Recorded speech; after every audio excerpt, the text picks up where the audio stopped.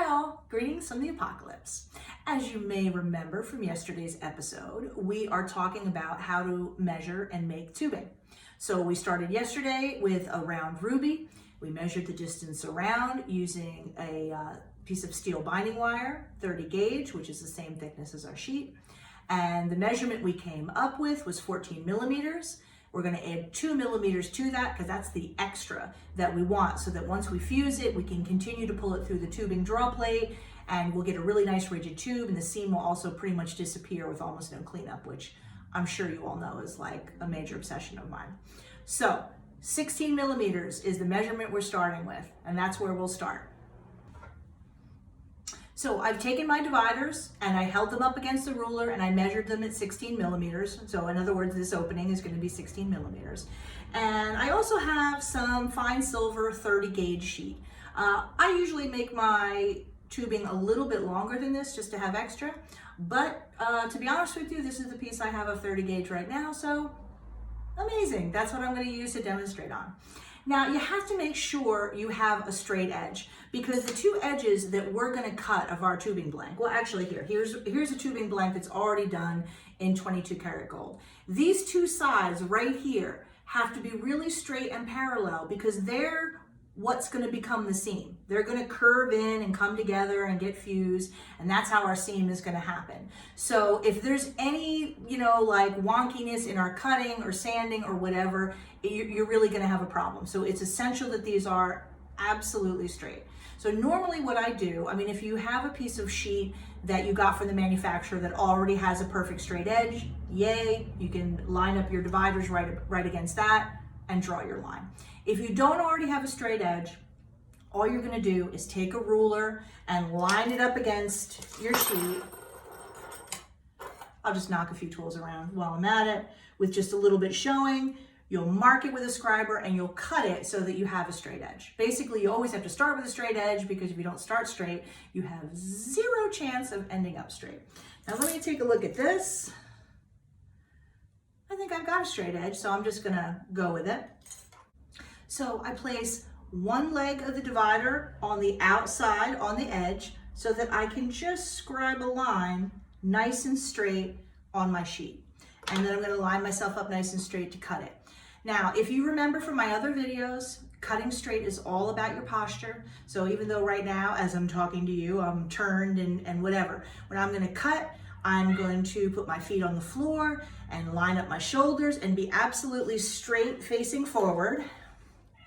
Then I visualize my scissors also 90 degrees forward, and that way I'll be able to get a really nice straight cut. If you don't line yourself up, you basically don't have a rat's chance in hell of getting anything straight. So take my word for it.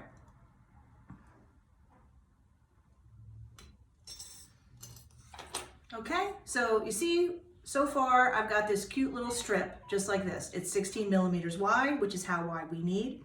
I'm also going to cut a little draw dog into it. Draw dog is a traditional name for the little point, like I'll show you on this one that's already done.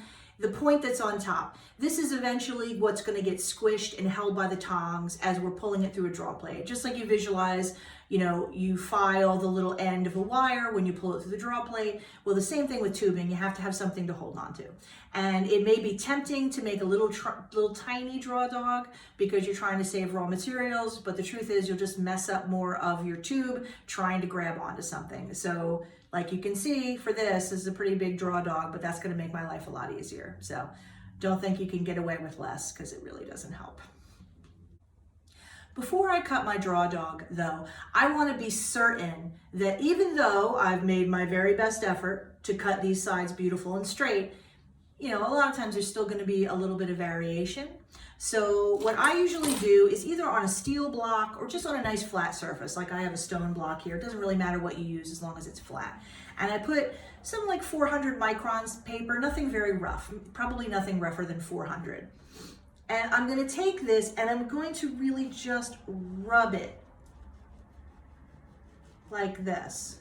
So in other words, you don't want to be making big movements, because if you're making big movements, you don't realize it, but you kind of just like when you're filing, you know what I mean? You make that fast movement and you whee, off the end. I'm gonna just take this and just rub back and forth. And I'm gonna do the same thing to the other side to make sure that they're really nice and straight. Okay, so like I said, if you're sitting here like, going too fast, you're probably not getting an even result. I wanna make sure that every bit of this sheet stays in contact with the sandpaper as I'm sanding. Okay, on the bright side, it really shouldn't take very much. That looks pretty good. Do the other side. And then you can always check it by, getting it eye level and looking at it on a steel block and making sure. But these sides really need to be straight. This is one of those steps that you have to really pay attention to, because if you try to just skip past it, you'll really suffer when you're trying to get this little shit together. I mean, when you're trying to get this lovely little tube together. I'm not above threatening my pieces. Okay, so when I feel like I've got both sides really straight, I can't see any nicks, from the scissor or anything like that, I'm gonna cut the draw dog. And I mean, when I cut the draw dog, it's not really a, high-tech process. I'm literally gonna take it and take my scissors and go whoop and cut away some on one side and some on the other side, so that I have, and it's not really very straight or whatever, but it doesn't matter, because what matters is just that the sides be beautiful and parallel. Everything that's in the draw dog is going to be literally just crushed together with tongs, so it doesn't really matter. I'll take a little close-up shot of this so that you can actually see it a little better, but this is basically a tubing blank. We've cut it the right size so that when we're all done, it'll fit that beautiful little ruby perfectly. So there's a little tubing blank we made. You can see how nice and parallel the sides are and the draw dog on the top, and there's the ruby on the right. And I know that the blank looks big now, but eventually that's going to make a tube that fits that little ruby really nice and tight.